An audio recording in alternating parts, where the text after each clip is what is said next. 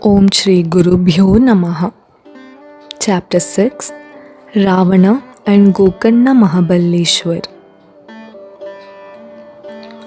Namadaraka. Swami, though Trimurti was Siddha, why did he visit different holy places and why did he prefer Gokarna to other places? What is its significance? Shri Siddha. I am much delighted with your question and I am encouraged to narrate incidents from Shri Guru's life. Shripadshrivallabha reached Gokarna and on his way he made disciples and gave them divine advice. Gokarna is a sacred place of Shri Shiva and one of the 12 famous Jyotirlingas. Shri Ganesh founded here the original linga, image of Shiva. It is known as Mahaballeshwar, the tale of which I shall narrate to you now.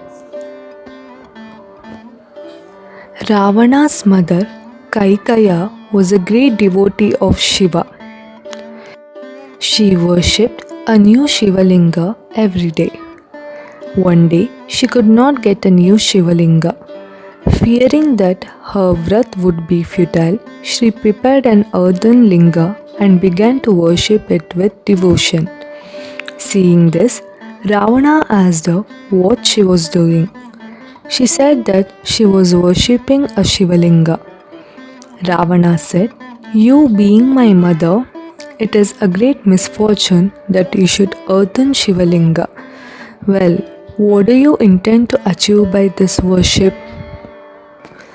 Mother replied that thereby she will get a place in Kailasa, abode of Shiva, after death.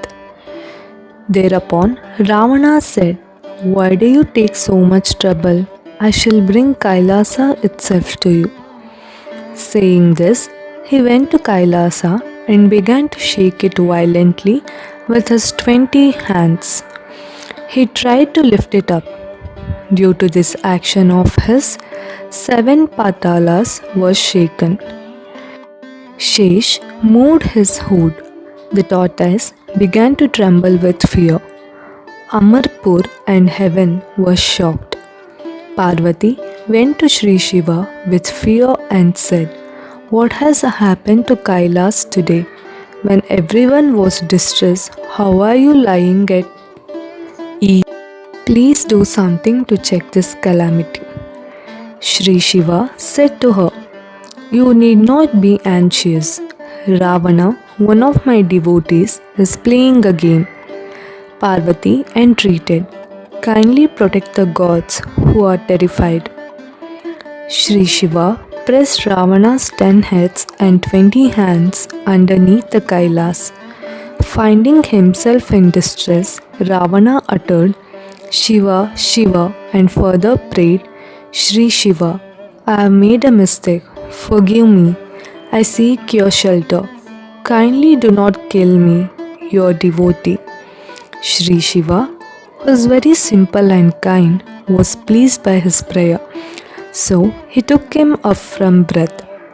Ravana then cut his head, turned his hands into violin. He attached his intestines to serve as musical wires. He then began to chant Samaveda and sang other ragas on the tune of this musical instrument. He praised Shri Shiva in 9 rasas and 36 ragas. Being much pleased by Ravana's performance at great personal sacrifice, Shri Shiva appeared before him and said, "I am much pleased. Ask for whatever you desire."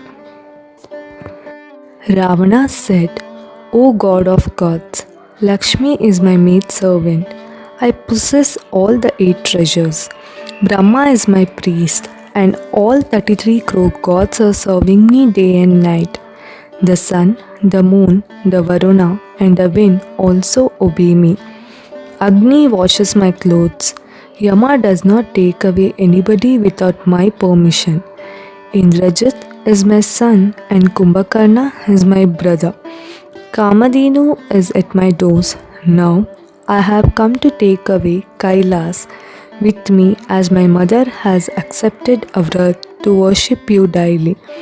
Kindly fulfill my mother's desire.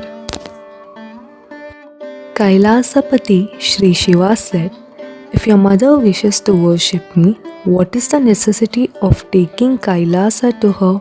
I shall give you Atmalinga, which will fulfill all her desires instantly. It is just like my soul. Saying this, he gave his Atmalinga to Ravana and said, after bath, place this at a holy place, reciting Rudra Sukta and worship it with 108 lap recitation of a particular mantra. One who worships this linga continuously for 3 years will again my prose. One who possesses this linga will live for eternity. One is relieved of any great sin. Saying this, he gave his Atmalinga to Ravana and said, after bath, place this at a holy place, reciting Rudra Sukta and worship it with 108 lap recitation of a particular mantra. One who worships this linga continuously for 3 years will again my prowess. One who possesses this linga will live for eternity. One is relieved of any great sin simply with the sight of this linga. Do not place this on the ground till you reach Lanka. Taking the Atmalinga, Ravana at once started for Lanka. Narada Muni immediately approached Indra and said to him, how are you sitting idle? Ravana has become immortal. You will lose all your prominence.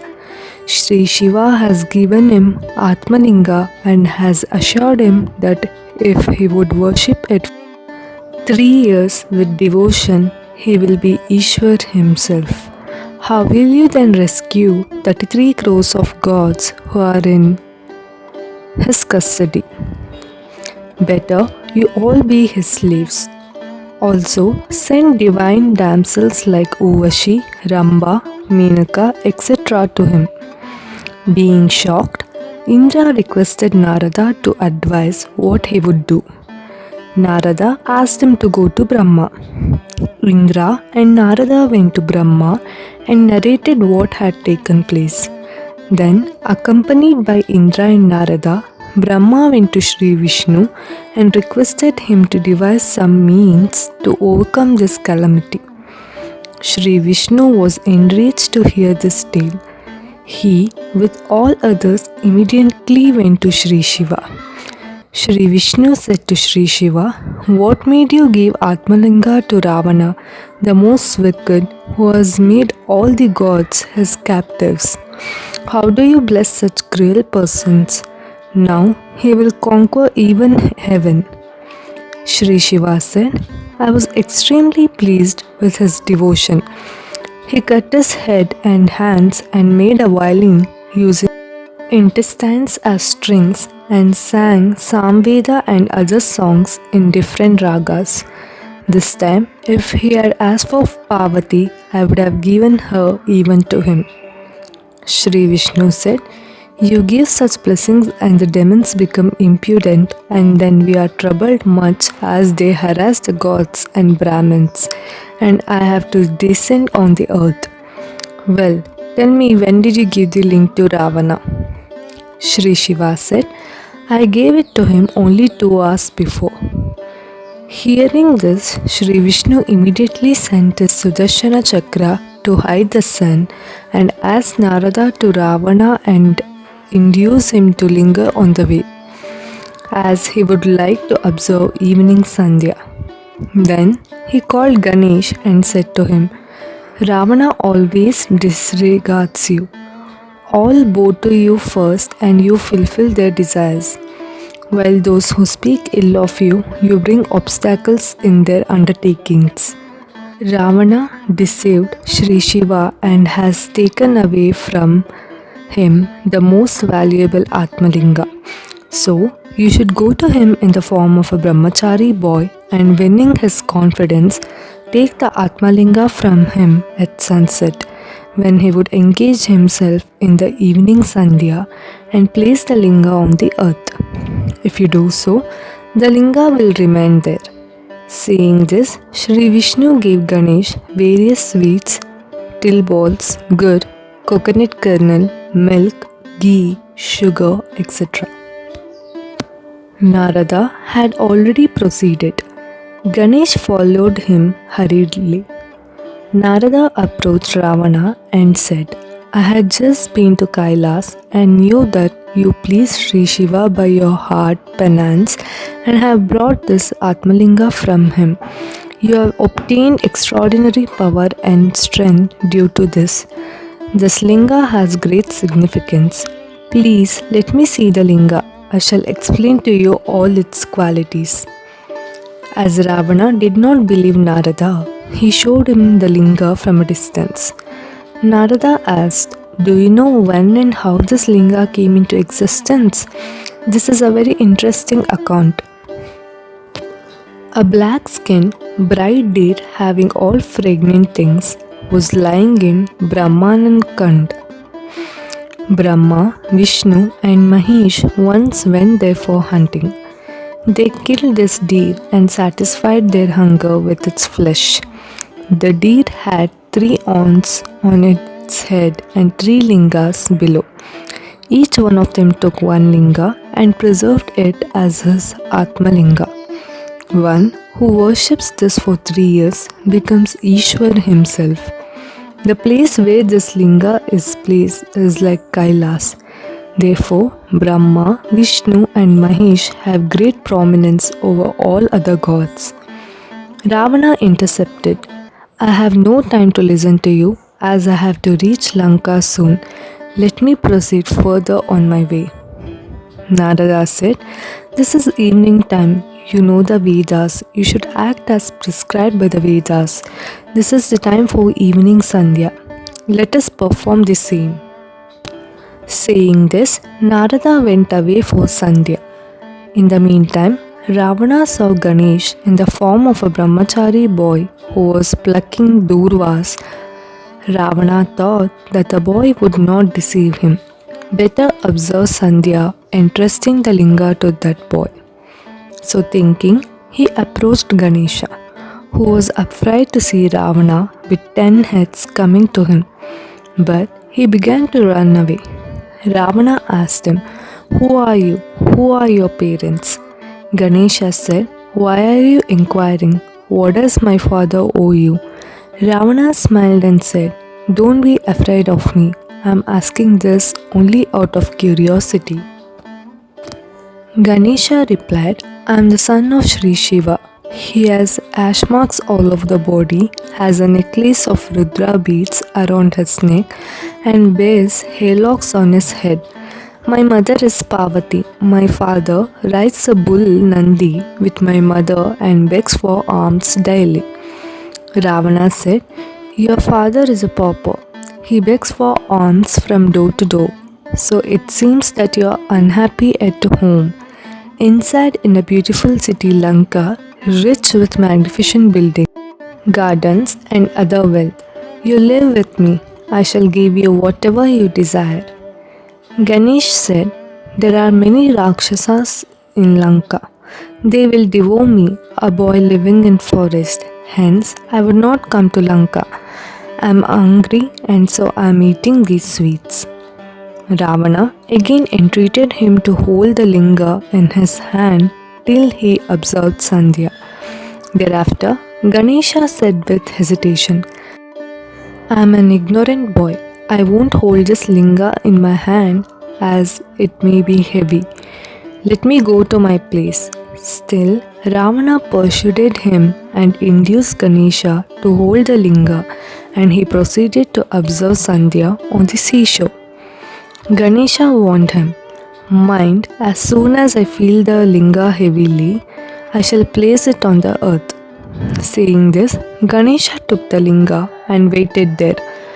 All the gods had gathered in the sky and were witnessing this event. When Ravana was offering argyas, Ganesha called Ravana and said that he is fatigued and he should take his linga from him soon. Ravana made signs by hand and asked him to wait for a little more time. After a while, Ganesha again called Ravana and asked him to come immediately as it was becoming unbearable for him to hold the linga. Ravana was meditating this time. Seeing that Ravana was not coming, Ganesha recollected Shri Vishnu's words and placed the linga on the ground in the presence of the gods in the sky. All the gods were greatly pleased to see this and showered flowers in the head of Ganesh in admiration. Soon after Ravana returned and seeing that the linga was placed on the ground, he was much annoyed. He began to thrash Ganesha in wrath. Ravana tried his best with all his might to lift up the linga. The earth trembled, but the linga could not be shaken a bit. As Ravana tried to lift it up by screaming, it took the shape of an ear of the cow, and so it is known as Gokarna.